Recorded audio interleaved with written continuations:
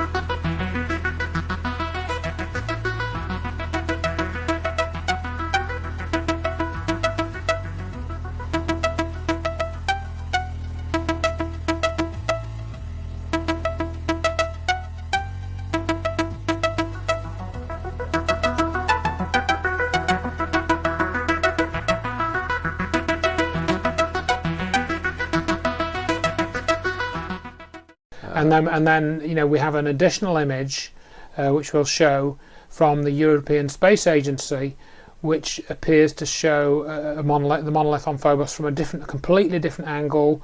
It's a colour image as opposed to this, this little video clip. It's black and white because the original image is black and white.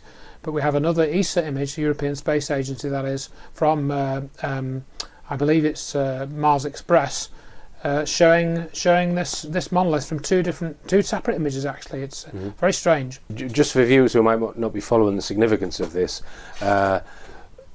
according to official records, NASA nor anyone else from Earth has ever been to Mars or been to Phobos, so there shouldn't be anything man-made or on that particular. Right. I mean, the whole situation with NASA is that there is no evidence of any other intelligence in the solar system other than on Earth.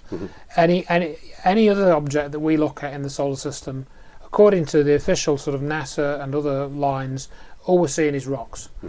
We may be seeing some other oddities, but if we are seeing other oddities, we have no information as to what they might be. That's the sort of official stance on these things. Now, another interesting fact about Phobos is that it has been proven to be at least part hollow. Yeah, that's right. I mean, we've got this scientific paper which was released. I mean, again, this came up on a website recently, but I found out, as with a lot of these stories, these stories are several years old. They're put out as new stories, and they're not. They're several years old. And we have this scientific paper called "The Precise Mass Determination of and the Nature of Phobos."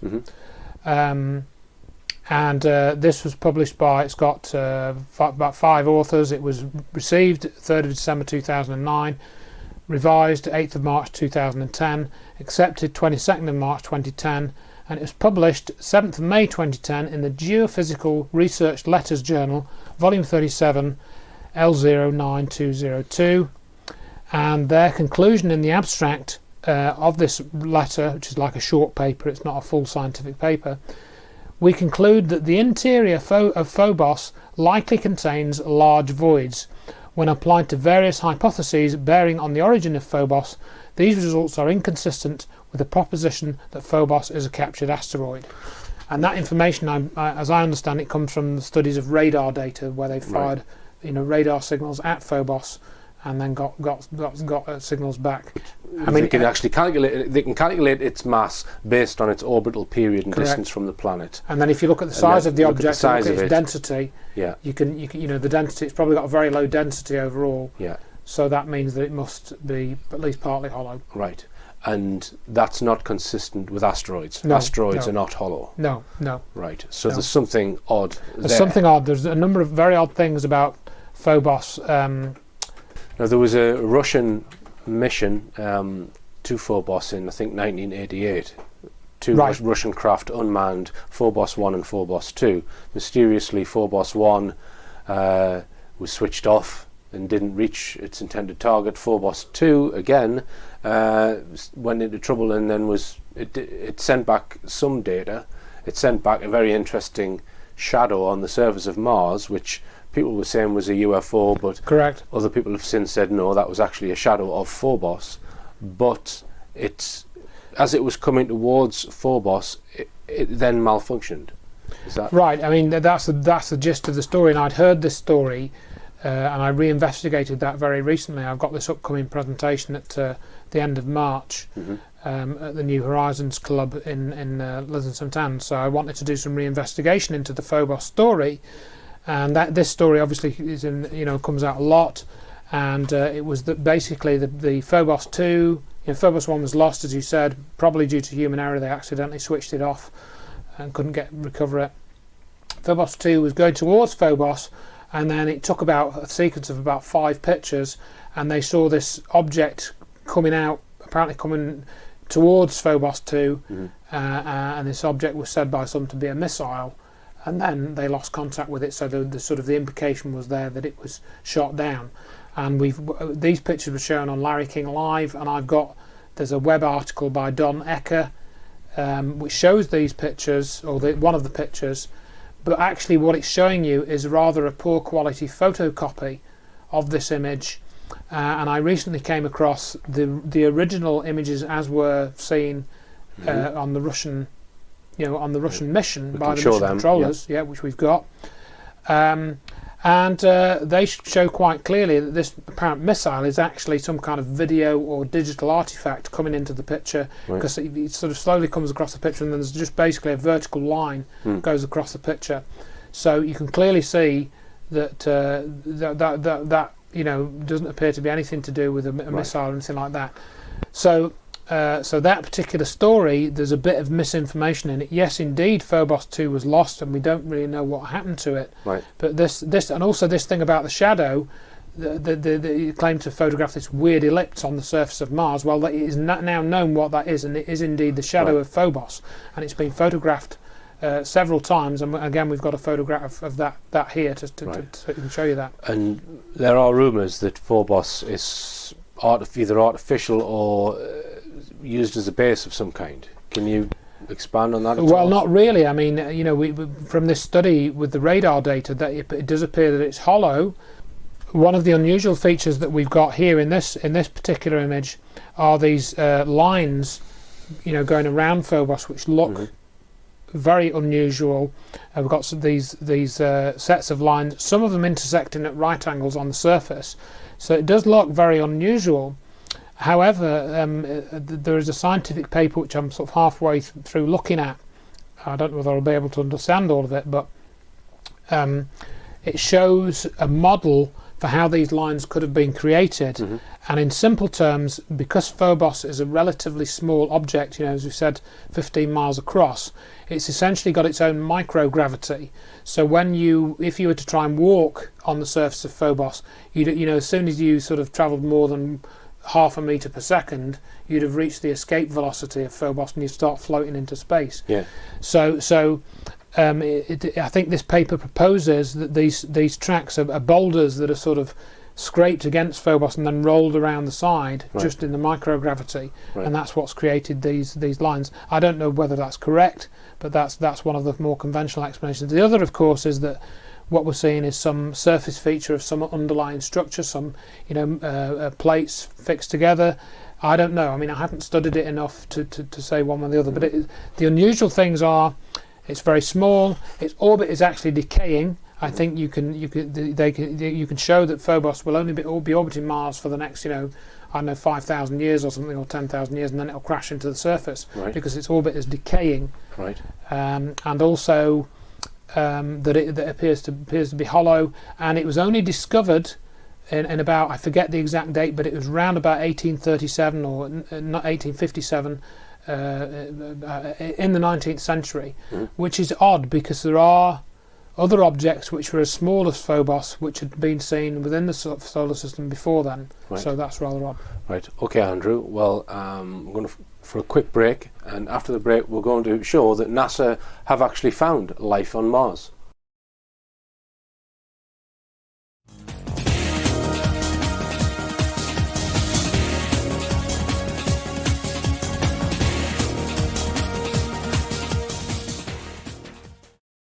Rich Planet TV is coming to a town near you. In May 2013, I will be travelling around the UK, speaking at the following places: Gateshead, Glasgow, Leeds, Liverpool, Birmingham, Weston Super, Southampton, Reading and London. I'll be covering recent UFO reports, which is